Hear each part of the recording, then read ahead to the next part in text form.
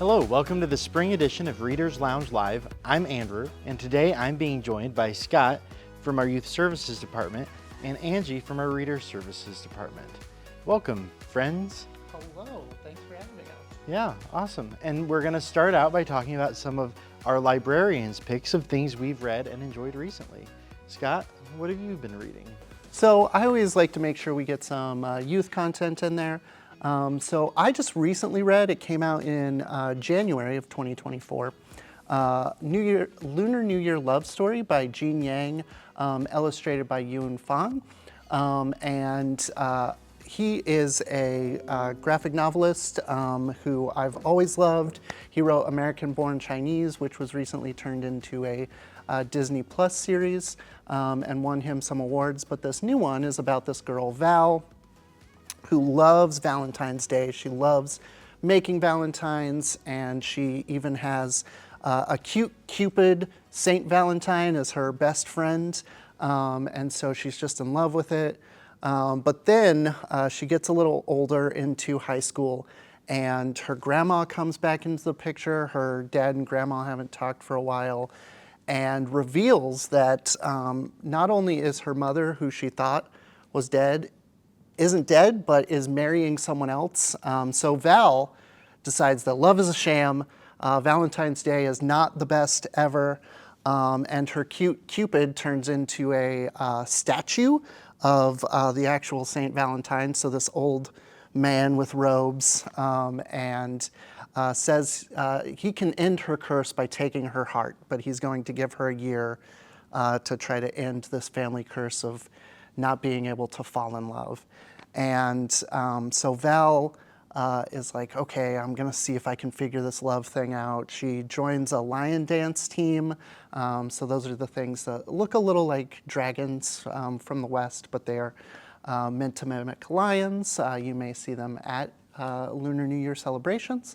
And there are two cute cousins that are vying for her love and affection, and whether she's going to give her heart to Saint Valentine or not. So I loved it because there were just a lot of different cultures happening. So Val is Vietnamese, the brothers are Chinese. They talk about the Korean style of lion dance throughout. Jean Yang is a Catholic. He used to teach at a Catholic school. And so there's a lot of like his Catholicism coming through, and there's just a lot of interesting cultures taking place within this teen graphic novel. It was great. It sounds like a lot of fun, and I assume it would fall under young adult romance, kind of? Yeah, it's very romantic. Okay, I recently read Hockey Girl Loves Drama Boy. I always enjoy a young adult romance graphic novel now and then. But yeah, thank you for sharing that, Scott. Of course. What have you been reading, Angie? Well, I just recently finished There's Always This Year on Basketball and Ascension by Hanif Abdurraqib. And if I read a better book than that this year, I will be a very lucky reader. I will read anything Hanif Abdurraqib writes. He writes essays, poetry, and music criticism, Instagram captions, one of my favorite author follows on social media. But this one is specifically about basketball, and as a sports fan, I enjoyed that. So there's a lot about the Fab Five from Michigan and basketball legends from the playground and underdogs. And since he's from Ohio, there's a lot about LeBron. But this is a book that is about way more than just basketball, too. It's about place and community. It's about memory and heartbreak and loss. There's even lots of social commentary in there about incarceration and police violence and protesting in there, too. And the writing is just beautiful and lyrical and sharp and incisive and very candid and personal and vulnerable. I just absolutely loved and adored it. I'm so excited. Like, that book is on my list, and Mid-Continent is doing Expand Your Shelf, which is a reading challenge filled with prompts, and one is to do like short stories, poems, essays.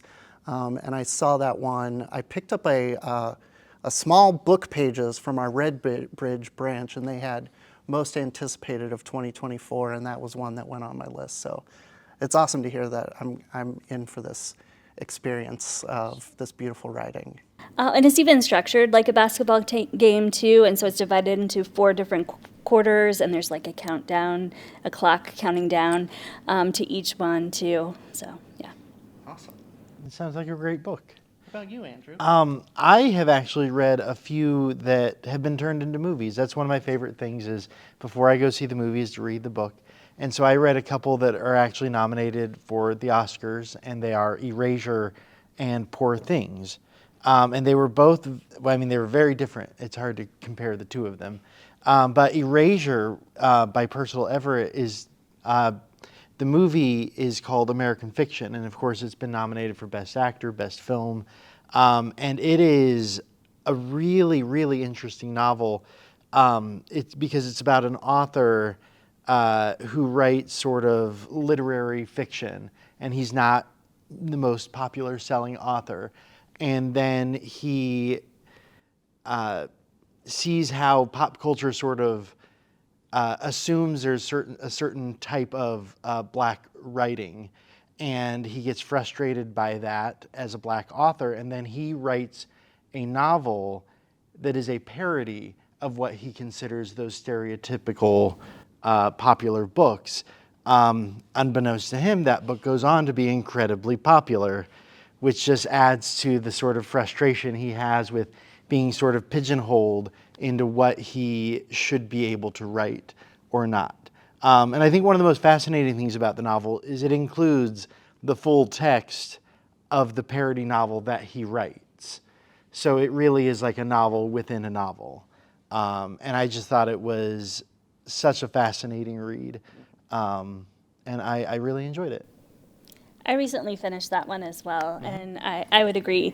It was very thought-provoking. It reminded me of Yellowface by R.F. Kuang, who came out this year, that also is kind of this satirical take on the publishing industry. But I'm also excited to hear more about Poor Things. Poor Things is difficult to describe. I mean, the simplest version would be to say it's a Frankenstein type story.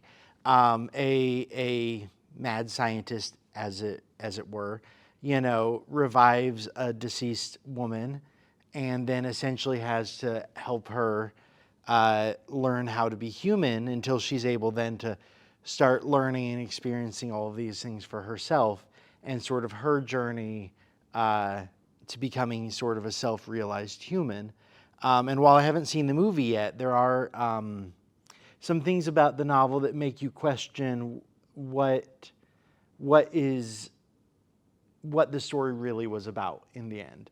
And I'm curious to see how that one translates to film.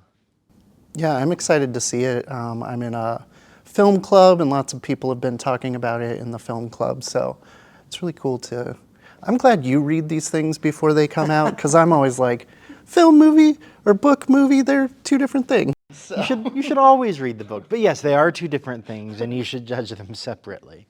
But yeah, no, I think it was a fascinating read. It's well worth reading. And from everything I've heard, it's well worth seeing. Did you have any other books you wanted to talk about, Scott? Yeah, so the thing I'm most excited about recently, so I've been doing all of these different challenges. So there's the Read Harder challenge. I already mentioned the library's Expand Your Shelf.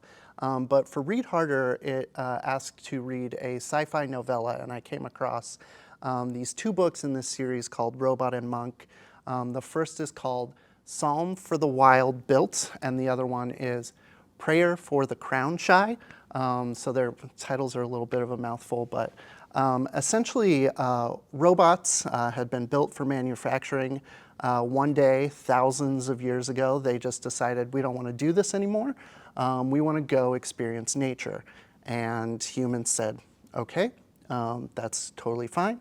And so people haven't really seen robots in thousands of years. There have been sightings, but as far as communicating with each other, they haven't communicated. And so this monk who holds tea services throughout towns is going into the wild because he just feels, they just feel like they want to be out in nature as well. And a robot comes out of the forest and it's like, hello, human. how may I help you? And the robot is trying to figure out what humans need, because robots have kind of become scientists in their own right, and just are curious about the natural world, and after thousands of years are curious about what humans are up to. And they're really, they're short novellas, so they're about 150 pages a piece between the two. I hope there are more. But the relationship between Dex, who is the monk, and Moscap, who is the robot, is just so gentle, and they have these nice philosophical conversations, but they're not like so deep in the philosophy that you get lost, but they're nice and thought-provoking, and the writing is just really, it kind of wraps you up in a blanket, kind of like they just feel like this gentle, beautiful thing. And so that is the Robot and Monk series by Becky Chambers. I never mentioned her name, but they're great, the two that are out. I mean, that sounds fascinating. I can't wait to read those. I do love a good novella now and then. Yeah. But yeah, Angie, do you have any other books you wanted to share? Sure. So I read another really excellent nonfiction book called The Country of the Blind by Andrew Leland. And the author, when he was in his 20s, he was diagnosed with retina pigmentosa, which is a condition that causes you to gradually go blind over the course of decades. And so now he's in his 40s, and his vision has deteriorated significantly to the point where he's using a cane and things like that. And so he feels like he's half in the world of the sighted and half in the world of the blind, maybe tilting over in that other direction. And so this is a book not only about his own personal experience of dealing with that, but also he goes out and investigates blind history and blind culture, and talks about things like technology and blindness, what it's like to read while blind. He goes to a blind conference, which is kind of interesting to think about how that might work, but also talks about the disability community in general, and just as someone who's kind of crossing over into that space, looking at his own internal ableist beliefs, but also how that kind of plays out in society and people's attitudes and in our spaces and things like that. It was a really fascinating and thought-provoking and enlightening read for me. That sounds fascinating. Thank you for sharing that.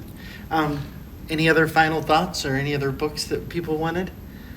Okay. Well, and that's all for that segment. If you have any book recommendations you'd like to give us, you can email us at booktalk@mymcpl.org, and we'll be right back with our next segment.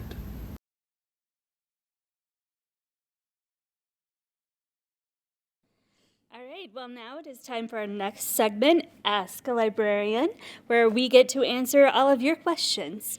So if you have any burning questions, please email us at booktalk@mymcpl.org. But we do have a couple questions that have come in for our readers. One of our readers is doing a Read the World challenge, which sounds amazing, and is specifically looking for books set in Iceland or Icelandic authors. And so I'm curious, Scott, do you have any suggestions? Yeah, so I have a few kids' suggestions. These are always my favorite because I'm like, what is out there in the world? And I get to put my skills to the test. So I have 3 different books. 2 are by Icelandic authors. The other is a historical fantasy that's set in Iceland. So the first is I Dare, I Can, I Will, The Day the Icelandic Women Walked Out and Inspired the World by Linda Olafsdottir. And that's about a 1975 women's march to demand equality in Iceland. So that is a nonfiction book in our children's section. All of these are children's books from me, just to clarify. The next is, I had to do my notes because I don't speak Icelandic and the names are sometimes a little tricky. So the next was Stranded, a mostly true story from Iceland, and that's by Ivar Orn Bendixson. And he humorously tells the story of his grandfather getting stuck on a new volcanic island that had formed in Iceland. And so very funny picture book that's available in our collection. And then the last is from the Ranger in Time series, which is a very popular, they're essentially historical fiction, but it's about a dog that goes back in time. So there is a little bit of fantasy within it, but it is called Journey Through Ash and Smoke. I keep getting them mixed. It's by Kate Messner, who's an award-winning children's author, American author. And it is about the dog ranger traveling back in time to the Viking Age Iceland to help a girl named Helga. So those are a few options for that reader. All right. Well, how about you, Andrew? Do you have any suggestions? I actually last year read an Icelandic book. It was called I Remember You, and the author, whose name I hope I get close to right, was Ursa Sigurdardóttir. And it's sort of there's a supernatural element, but it's very light. It's mostly a crime novel that has two, not competing storylines, two dual storylines that sort of end up, crossing paths near the end of some young people who are on an island and end up sort of stranded in the ice and the snow, as well as a police detective on the mainland who's dealing with a series of crimes. And it was, it's really interesting. If you enjoy crime fiction, I would highly recommend it. Well, I immediately went to crime as well because there's kind of a whole subgenre within crime of Nordic noir, of which Iceland is definitely a part. And I've read a couple as well, crime writers. First was Snowblind by Ragnar Jonasson, who has a couple of different mystery series. This particular one had a rookie detective who is stationed in a small Icelandic village where there just happened to be 2 murders taking place during a snowstorm. And so that adds to like the suspense and tension. It's very claustrophobic, very atmospheric, as a lot of our Nordic noir books can be. And the other one I would recommend is a book called The Shadow District by Arnaldur Indridason. And this is the first in a series as well. It has 2 timelines. In the present day, a 90-year-old man is found smothered to death or suffocated to death. And so you're wondering who would kill someone who's 90 years old and is near that anyway. And in his house, they find these newspaper clippings about a murder that happened in the Shadow District in Reykjavik during the World War II. And so we also jump back in time to that time period. And the Shadow District is kind of the dark, dangerous district of Reykjavik. And so there's a murder that happens there that may or may not be connected with the hidden people of Icelandic folklore. But there's also kind of aspects of history and the war that are in there too, as well as Americans are stationed there. And an American detective is also a part of the crime series.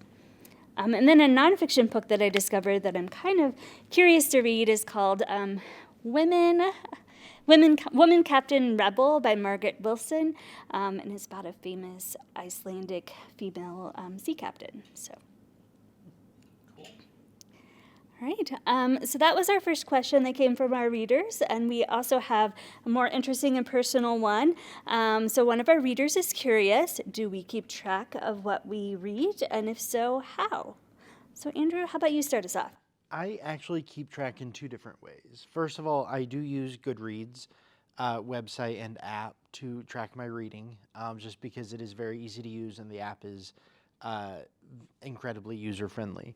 I also, to track the reading challenges I do, I actually keep it handwritten in a notebook, just because I really enjoy doing that. Because I'm doing, I think this year, 3 reading challenges, and I like to be able to check books off and fill in titles manually for those. Okay.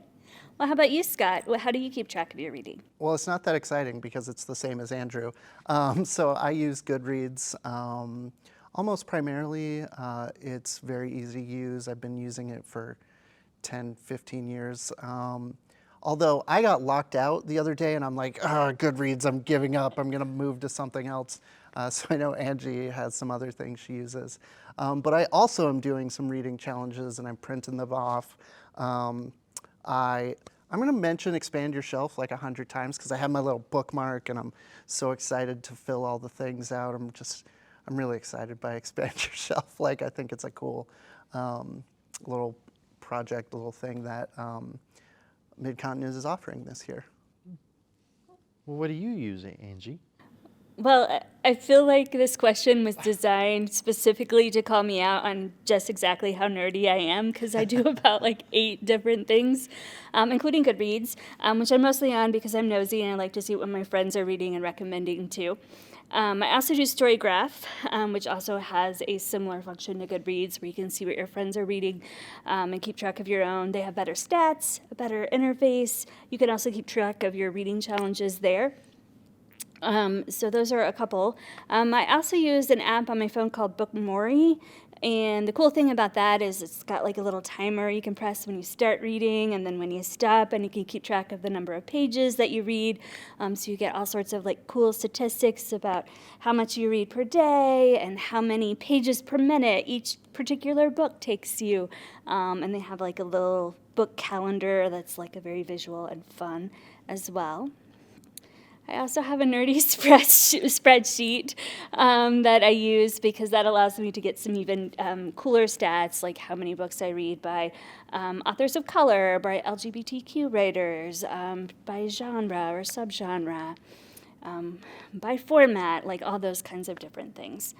And then I'm also a stationary nerd as much as I am a book nerd, so I have an entire planner that I keep track of what I'm reading, watching, and listening to. So like you, I also like the paper method. Yeah. But I do want to remind our customers, you can also keep track of what you're reading on bibliocommons too. That's another way you can add things to your completed shelf and see them there too. That's a good point, because I have been making lists for each of the challenges I'm doing. And then so once I get to enough titles, I'll release them. So look at the bottom banner for someone, a user named Scott. You can see what I'm reading for all of those challenges. Yeah, well, we're also going to be posting lists in other places too that you'll be able to find them as well. So that's just a few of different ways you might be able to keep track of books. But if you have any other questions for our librarians, again, we'd love to hear them. Just email us at booktalk@mymcpl.org. And that brings us to our final section, which is Librarians Picks, where we just talk about things that are exciting to us in the library world. And so obviously I'm very excited about Expand Your Shelf. I think I've mentioned it like 15, 20 times. Did you? Yeah, just a little bit.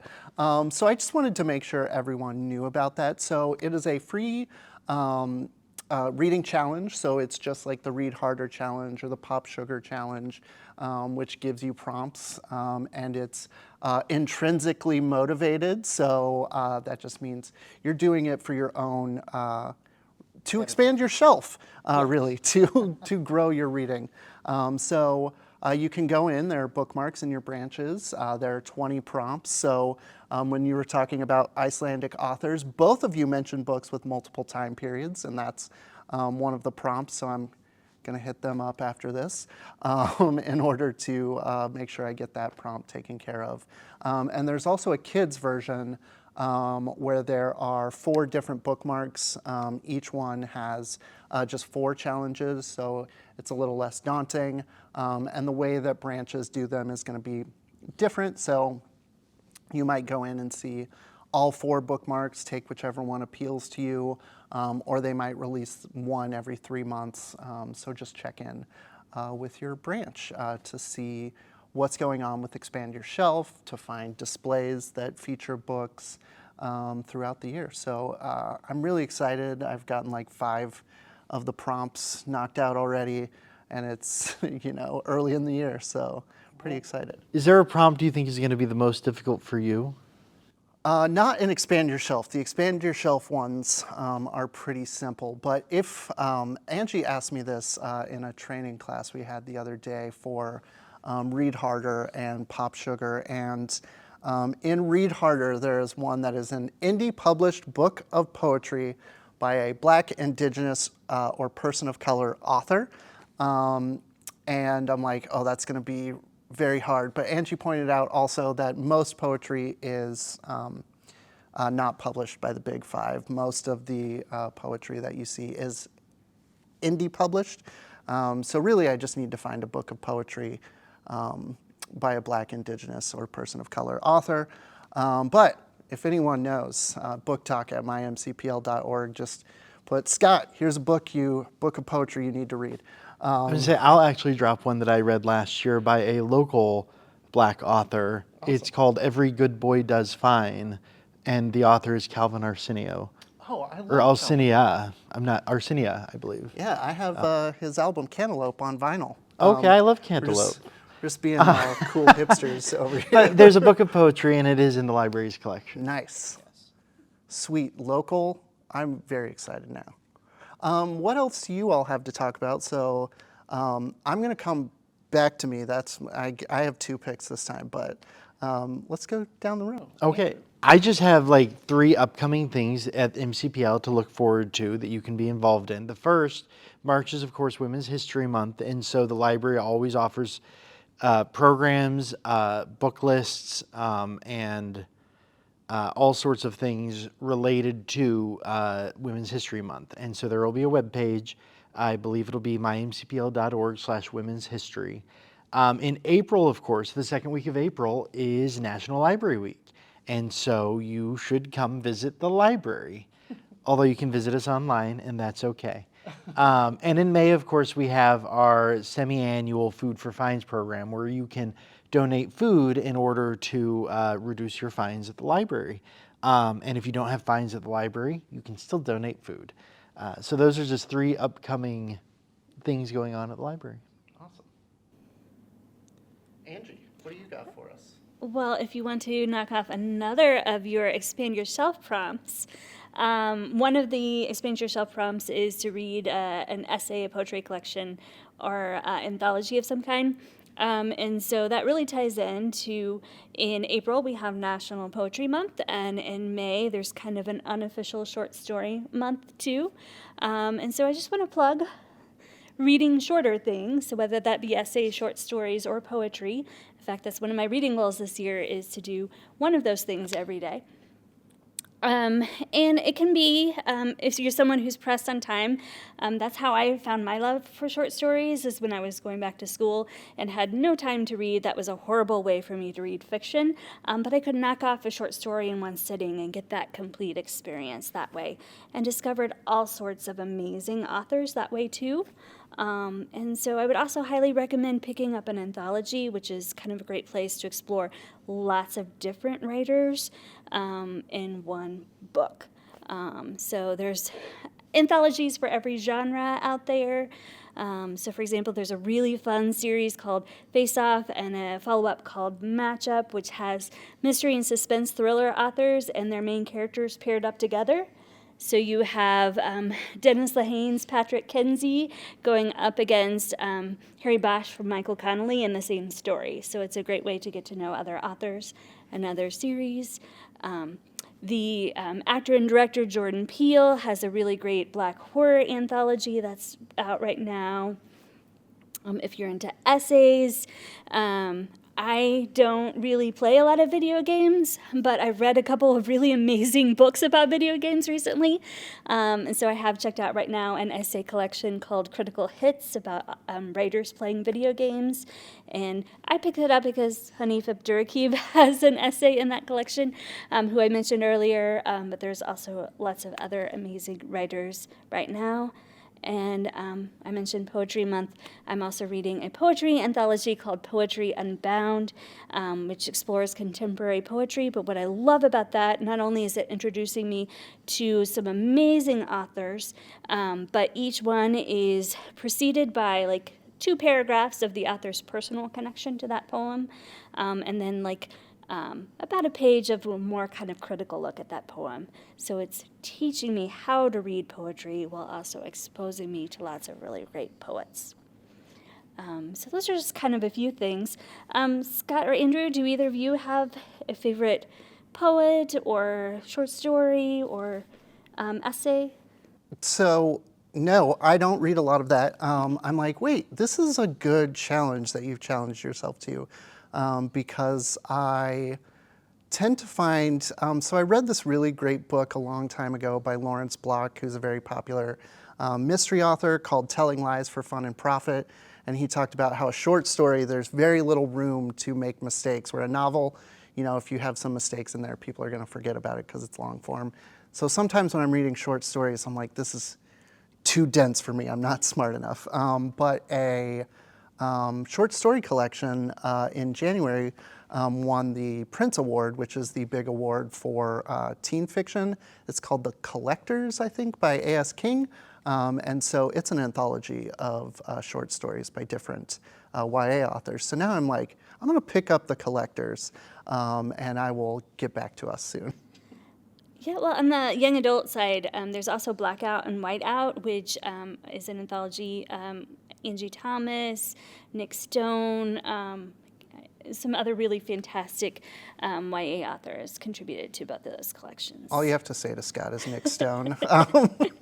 Nick Stone is like my favorite author. I just think she's amazing. The books she writes are really varied and really interesting, and they bring a lot of really interesting experiences to the teen world. She also writes some middle grade fiction as well. I want to oh wait, we didn't let Andrew talk. I also don't read a whole lot of short stories or poetry, so I'm afraid I don't have any great things to add.